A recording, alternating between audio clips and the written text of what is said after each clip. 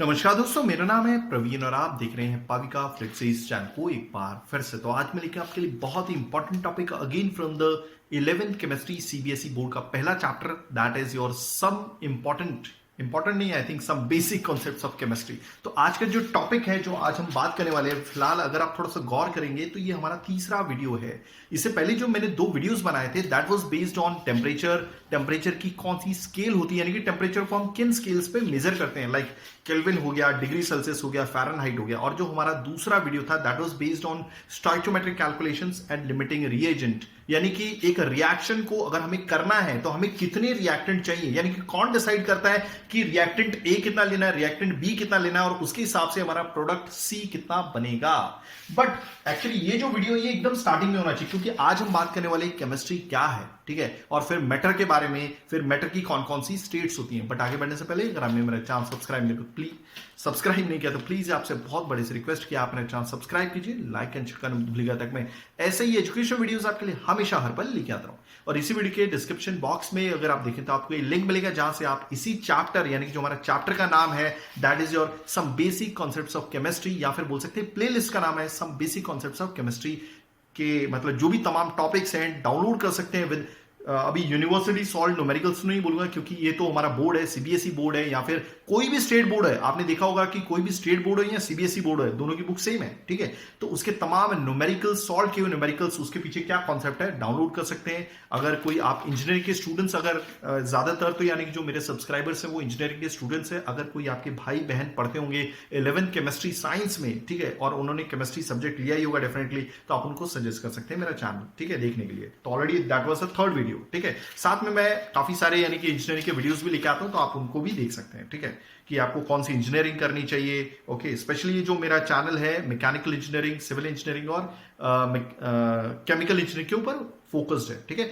और आए दिन काफी सारे कमेंट्स आते हैं कि सर आपकी वजह से हमारा बहुत अच्छा यानी कि सब्जेक्ट गया है, कौन सा, that was your fluid mechanics, fluid machines करके, उसमें बहुत अच्छे मार्क्स आए हैं। तो ये सब आप ही की वजह से, ये सब आप ही के प्यार सपोर्ट की वजह से, ठीक है, जो आप इतना प्यार देते हैं, ताकि मैं सुबह उठ के नहीं है, जब भी टाइम मिलता है मुझे, तो मैं आपके लिए वीडियोस लेके आता हूं, ठीक है, थोड़ा रिसर्च करके कि कौन सा वीडियो कब लेके आना चाहिए। तो आए दिन काफी सारे कमेंट्स आते हैं, मैंने आपको ऑलरेडी बता दिया। एक छोटी सी रिक्वेस्ट है मेरी तरफ से कि अगर आपको लगता है कि हमारी वजह से कुछ आपको बेनिफिट हुआ है, प्लीज दिल खोल के डोनेट कीजिएगा, उसका लिंक भी डिस्क्रिप्शन बॉक्स में दे दिया गया। तो चलिए स्टार्ट करते हैं, केमिस्ट्री क्या है। देखिए, केमिस्ट्री में क्या आखिर हमें पढ़ना क्या होता है, it is nothing but a science of molecules. मतलब ये साइंस है मॉलिक्यूल्स की। मॉलिक्यूल कुछ भी हो सकता है, हाइड्रोजन, ऑक्सीजन, देन योर कोई भी एलिमेंट के बारे में आप पढ़ रहे हैं, कंपाउंड के बारे में आप पढ़ रहे हैं, तो इसके बारे में हम सारी चीजों के बारे में हम बात करेंगे। जैसे ऑक्सीजन हो गया, तो ये एक साइंस है मॉलिक्यूल्स की और उसके ट्रांसफॉर्मेशन की। जैसे कि मैंने यहां पे लिख दिया है, एक काम करते हैं, इसको पहले हिंदी में, मतलब इंग्लिश में पढ़ लेते हैं, और after that will talk okay in Hindi, our native language. Okay, chemistry क्या है, जिसमें हम बात करेंगे chemistry, matter and its state. Okay, chemistry क्या है, it is the science of molecules and their transformation. ये कहानी है, या फिर बोल सकते हैं कहानी नहीं है, साइंस है, एक्चुअली ऐसे ही बोलेंगे। ओके, ये साइंस है मॉलिक्यूल्स की, जिसमें मॉलिक्यूल्स के बारे में स्टडी करते हैं, जिसमें हम कंपाउंड्स के बारे में स्टडी करते हैं, जिसमें हम एटम्स के बारे में स्टडी करते हैं, जो एलिमेंट्स के होते हैं, ठीक है। तो और वो कैसे पार्टिसिपेट करता है एक रिएक्शन के अंदर, तो वही हुआ, उसके ट्रांसफॉर्मेशन की बात करते हैं। ओके, या फिर हम इसको बोल सकते हैं कि ये एक ब्रांच है साइंस की, जिसमें कोई भी केमिकल मॉलिक्यूल ले लीजिए, कंपाउंड ले लीजिए, कोई भी एलिमेंट ले लीजिए, वो कैसे बनता है, यही लिखा हुआ है, it is the branch of science that studies preparation, ठीक है। मतलब एक एग्जांपल यहां पे बताता हूं आपको, A+B गिव्स C, ये C कैसे बना, ठीक है, तो उसका प्रिपरेशन हम करते हैं कि कौन सा टेम्परेचर चाहिए उसको बनने के लिए, कौन सा प्रेशर चाहिए, क्या ये बिना कैटलिस्ट के हो सकता है क्या, अगर कैटलिस्ट डालना पड़े, ठीक है, तो कैटलिस्ट की क्वांटिटी कितनी होनी चाहिए, कितना हम अमाउंट ऑफ ए लें, कितना अमाउंट ऑफ बी लें, क्या ये कहीं रिवर्सिबल रिएक्शन तो नहीं है, मतलब एक ही साइड जाने वाला रिएक्शन है क्या रिवर्सिबल होगा तो वापस आपके रिएक्टेंट फॉर्म हो जाएंगे। इन दोनों को रिएक्टेंट बोलते हैं, इसको प्रोडक्ट बनते हैं, कभी कभी साइड प्रोडक्ट भी आ जाता है, डी भी आ जाता है। तो हम इसके बारे में पढ़ते हैं, यानी कि कोई भी कंपाउंड को बनाने के लिए कितने मेथड हो सकते हैं, तो उस प्रिपरेशन के बारे में पढ़ना। ओके, प्रॉपर्टीज के बारे में पढ़ना। सपोज हमारा सी बन गया और डी बन गया। हमें कैसे पता चलेगा कि हमारा सी ही बना है? क्योंकि ज्यादातर जो कंपाउंड्स होते हैं उनका जो कलर होता है वो व्हाइट ही होता है। ओके, सपोज मैंने बनाया अमोनियम क्लोराइड, अगर आप देखेंगे अमोनियम क्लोराइड का जो क्या बोलते हैं कलर होता है वो भी व्हाइट है, सोडियम क्लोराइड का वो भी व्हाइट है। ठीक है, हमें कैसे पता चलेगा जो हमारा कंपाउंड बना है वो सही मायने में सोडियम क्लोराइड बना है? तो मैं कुछ प्रॉपर्टीज चेक करूंगा, जैसे melting point, boiling point, refractive index, तो कुछ प्रॉपर्टीज होती हैं। ठीक है, ओके, तो ये हो गई हमारी प्रॉपर्टीज। आई होप आपको चीजें समझ में आ गई होंगी। वैसे बहुत सारी चीजें, हम उसका कैरेक्टराइजेशन देखेंगे। ठीक है, उसका स्पेक्ट्रोस्कोपी करके, यानी कि उससे पता चलता है कि उसका मास क्या होगा, मास स्पेक्ट्रोस्कोपी होती है। ठीक है, तो बहुत सारी चीजें जैसे हम प्रॉपर्टीज का पता लगाएंगे एक पर्टिकुलर एलिमेंट का या फिर कंपाउंड का या फिर मॉलिक्यूल का। ठीक है, ओके, स्ट्रक्चर अगर वो बना हुआ, मान लीजिए विटामिन सी है, जैसे जैसे यानी कि पुराने टाइम में क्या होता था कि जब हमें विटामिन के बारे में ज्यादा मालूम नहीं था तो साइंटिस्ट खोज करते थे कि इस विटामिन का स्ट्रक्चर क्या होगा। ठीक है, ताकि हम उसको फर्दर बना सकें। ठीक है, क्योंकि विटामिन बॉडी के लिए बहुत बढ़िया न्यूट्रिशन है। आई होप आपको चीजें समझ में आ गई होंगी। अडेक करके ए डी ई के फॉर विटामिन बी कॉम्प्लेक्स है। ठीक है, विटामिन सी है, तो वो तो सारे के सारे अलग ही विटामिन है, तो उसका स्ट्रक्चर हमें ढूंढना बहुत जरूरी है। ओके, चलो ये बन भी गया प्रोडक्ट। अभी देखिए, हम जो सपोज कोई भी कंपनी जब प्रोडक्ट बनाती है वो किसी कंपनी के लिए रॉ मटेरियल होगा, तो वो company as a raw material किसी दूसरी कंपनी का प्रोडक्ट खरीदेगी, तो वो कैसे पार्टिसिपेट करता है रिएक्शन में। अगर सपोज मैं किसी कंपनी का प्रोडक्ट ये सी खरीद रहा हूं तो मैं भी एज ए रिएक्टेंट ही यूज करूंगा ना, इसको कहीं यूज कर रहा हूंगा। ठीक है, कोई प्रोडक्ट बना रहा हूंगा, तो इसकी रिएक्टिविटी कैसी है मॉलिक्यूल ए से, तो मैं ये भी देखूंगा कि वो जो मटेरियल मैंने बनाया है वो कैसे रिएक्ट करता है एसिड के साथ या फिर बेस के साथ। तो इनके बारे में सब कुछ स्टडी करना ही केमिस्ट्री कहलाता है। आई होप आपको चीजें समझ में आ गई होंगी। जैसे एग्जांपल मैंने आपको बता दिया, काफी एग्जांपल तो मैंने काफी सारे बताए आपको। ठीक है, जैसे कि विटामिन ई, जैसे जिस कंपनी में मैं काम करता था वहां पे विटामिन ई बनता था, उसके लिए जो रॉ मटेरियल यूज किए जाते थे दैट वाज आइसोफाइटॉल प्लस ट्राइमिथाइल हाइड्रोक्विनन। ज्यादातर आपको विटामिन ई हर स्किन की हर क्रीम में देखने को मिलेगा। ठीक है, भले आप लोशन लगा रहे हो, ठीक है, मॉइस्चराइजर लगा रहे हो, या फिर क्या बोलते हैं हेयर ऑयल लगा रहे हो, या स्किन की कोई भी क्रीम, ऑइंटमेंट। ठीक है, क्योंकि वो उसे यूज किया जाता है एज अ प्रिजर्वेटिव के तौर पे, और ये विटामिन जो है ये कैंसर नहीं होने देता स्किन को, और ये प्रोटेक्ट करता है अल्ट्रा वायलेट रे से। Let me check everything is working fine. या फाइन तो चलेगा, क्यों नहीं चलेगा।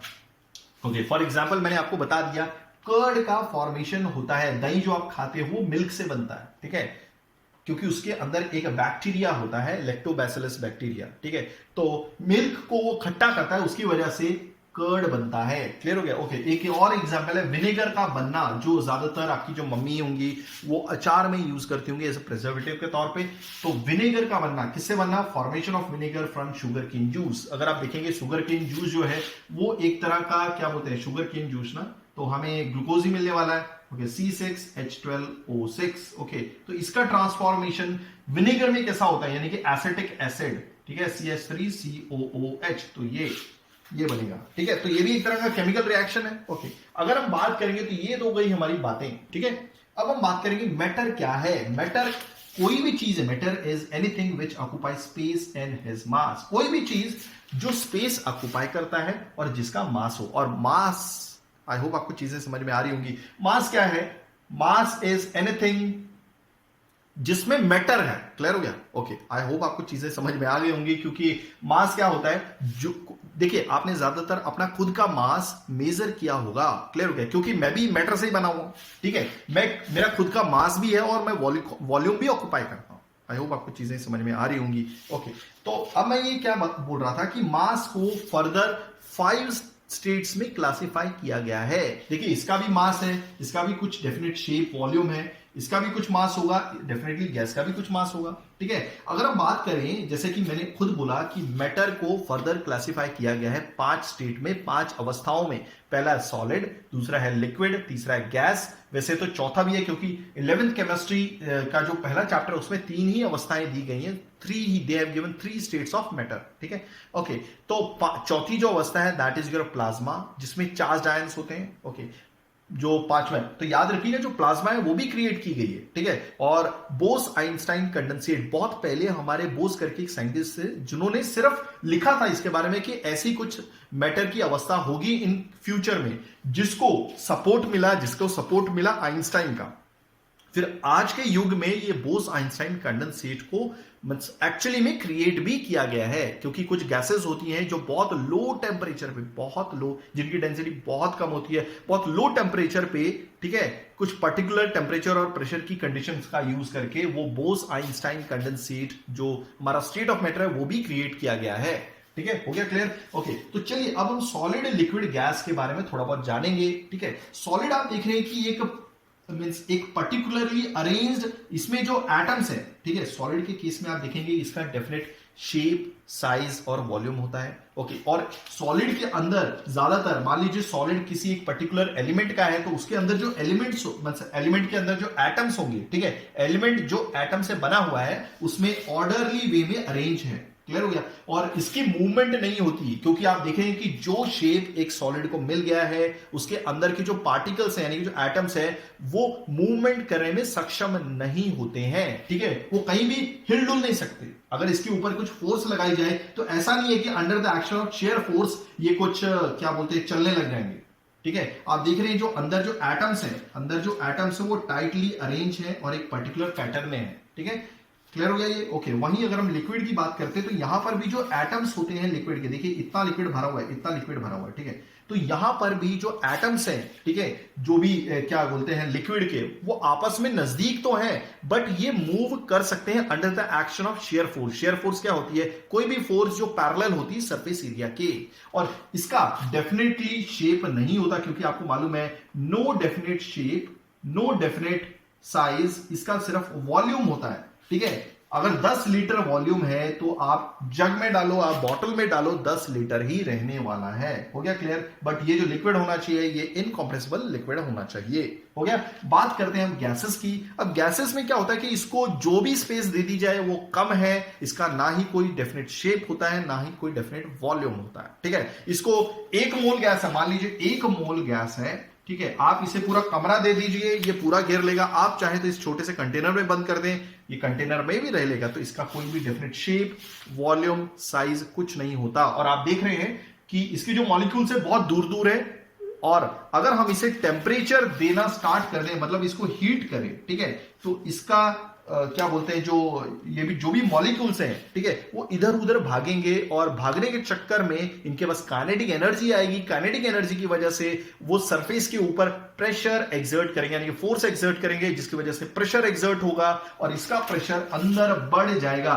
तो इस मूवमेंट को ब्राउनियन मूवमेंट बोलते हैं, हो गया क्लियर? तो चलिए, ये तो हमारा काम था हमें बताना, मतलब क्या मैटर कौन कौन से होते हैं। अब ये जो स्टेट्स ऑफ मैटर आपने देखे हैं, 3 स्टेट्स ऑफ मैटर, ये इंटर कन्वर्टिबल हैं। चलिए इसको मिटा देता हूं, ठीक है। इंटर कन्वर्टिबल क्या होता है? देखिए, आप सॉलिड से सॉलिड लीजिए, मान लीजिए आइस ले लिया आपने, ठीक है, आइस ले ली, ओके। अगर इसको हीटिंग करेंगे, ठीक है, तो ये बदल जाएगा लिक्विड में, ओके। और फाइनली अगर इसे हीट करेंगे तो ये बदल जाएगा वेपर में, हो गया क्लियर? ओके। चलिए, अगर वेपर को ये भी हीटिंग ही किया हमने, ठीक है, ओके। वेपर को कंडेंस करेंगे यानी कि ठंडा करेंगे, तो ये किस में बदल जाएगा? हमारा लिक्विड में, ओके, ठीक है। और फर्दर अगर इसको लिक्विड को भी फर्दर ठंडा करेंगे तो ये बदल जाएगा आइस में, तो इसको बोलते हैं फ्रीजिंग। आई होप आपको चीजें समझ में आ गई होंगी। अगर हम आइस से डायरेक्टली वेपर में चले जाते हैं तो इसको बोलते हैं, दैट इज आइस को नहीं बोलेंगे डायरेक्टली हम, ठीक है, सब्लिमेशन, ठीक है, क्या बोलेंगे? सब्लिमेशन। आई होप आपको चीजें समझ में आ गई होंगी, सब्लिमेशन, ठीक है। यानी कि जिसमें जो स्टेट है, यहां पे सॉलिड डायरेक्टली लिक्विड में कन्वर्ट नहीं हुआ, और लिक्विड यानी कि लिक्विड की स्टेट बीच में होती नहीं है, आइस डायरेक्टली वेपर में बदल जाता है, हो गया क्लियर? आई होप आपको चीजें समझ में आ गई होंगी, ठीक है, ओके। मैं एक चीज बता रहा था कि ये जो सारी स्टेजेस है, ये देखिए सॉलिड, ये हो गया लिक्विड और ये हो गया वेपर, ठीक है। तो आइस एक एग्जांपल ले लिया, यानी कि यहां पर आइस की जगह सॉलिड लिखना चाहिए था, फिलहाल मैंने एक पर्टिकुलर एग्जांपल दे दिया, सॉलिड, लिक्विड, गैस बोल लीजिए या वेपर बोल लीजिए, हो गया क्लियर? ओके। तो एक पर्टिकुलर डेफिनेशन होती है जब भी आप सॉलिड को लिक्विड में हीट करते हैं, मतलब सॉलिड को हीट देते हैं तो आप क्या कर रहे होते हैं, एक्चुअली में मेल्टिंग कर रहे होते हैं। हो गया क्लियर? जब भी आप लिक्विड से वेपर कर रहे होते हैं तो इस प्रोसेस को बोलेंगे वेपराइजेशन। वेपराइजेशन याद रखिएगा, इसमें स्टेट चेंज हो रही है, यानी कि आप लैटेंट हीट भी देते हैं। ओके, और फाइनली जब हम वेपर से वापस लिक्विड में आते हैं तो आप कंडेंसर लगा के ही काम करते हैं, तो ये आप कंडेंस कर रहे हैं। हो गया क्लियर? इसमें आप लैटेंट हीट भी निकाल रहे होते हैं। और फाइनली जब हम कंडेंसर यानी कि लिक्विड से आइस में जाते हैं तो हम उस प्रोसेस को बोलते हैं फ्रीजिंग। तो इसमें काफी सारी चीजें जुड़ी हुई हैं, जैसे latent heat of fusion, latent heat of vaporisation. तो आई होप आपको चीजें समझ में आ गई होंगी। जैसे फॉर एग्जांपल एक कैम्फर का नाम ले लीजिए। कैम्फर को अगर हम डायरेक्टली हीट करते हैं, ओके, तो वो डायरेक्टली बिना लिक्विड स्टेट के वेपर में बदल जाता है। हो गया क्लियर? चलिए, ये तो आई होप आपको चीजें बहुत अच्छे से समझ में आ गई होंगी। अगर आप ऐसी एजुकेशनल वीडियोस चाहते हैं तो please do right a comment. में पूरी कोशिश करूंगा टाइमिंगली वीडियोस लेके आने की। थैंक्स फॉर वाचिंग, धन्यवाद, थैंक यू। ऐसे ही मेरे से जुड़े रहिए ताकि मैं अच्छे अच्छे वीडियोस लेके आऊं 11th केमिस्ट्री के। थैंक्स फॉर वाचिंग, धन्यवाद।